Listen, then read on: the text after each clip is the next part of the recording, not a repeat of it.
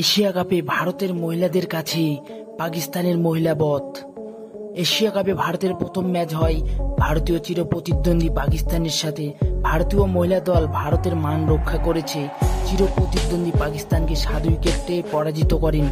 পাকিস্তানের captain toss জিতে প্রথমে ব্যাটিং করার সিদ্ধান্ত নেন। পাকিস্তানের দুই ওপেনার ভারতের বলের কাছে বেশিক্ষণ উইকেটে টিকে থাকতে পারেননি।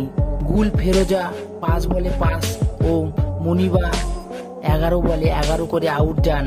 পাকিস্তানের হয়ে সিদরা আমিনা 35 বলে 25 করেন এবং তুবা হাসান 19 বলে 22 ও ফতেমা সানা 16 বলে 22 রান করেন, যার ফলে পাকিস্তান 10 উইকেট হারিয়ে 108 রান করেন। ভারতের হয়ে সবথেকে বেশি উইকেট নেন দীপ্তি শর্মা, 4 ওভারে 20 রান দিয়ে 3টি উইকেট নেন। পূজা বাস্ত্রকর ও রেণুকা সিং সেয়াপাতি তারা 2টি করে উইকেট নিয়েছেন। 109 রান তাড়া করতে নেমে ভারতের দুই ওপেনার দুর্দান্ত খেলার শুরুয়াত করেন।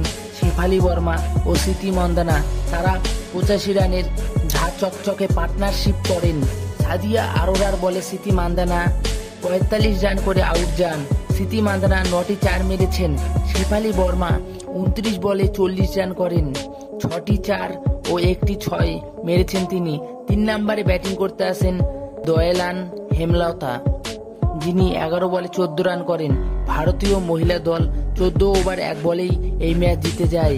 এইভাবেই ভারতীয় মহিলা দল পাকিস্তানের মহিলা দলকে বধ করল।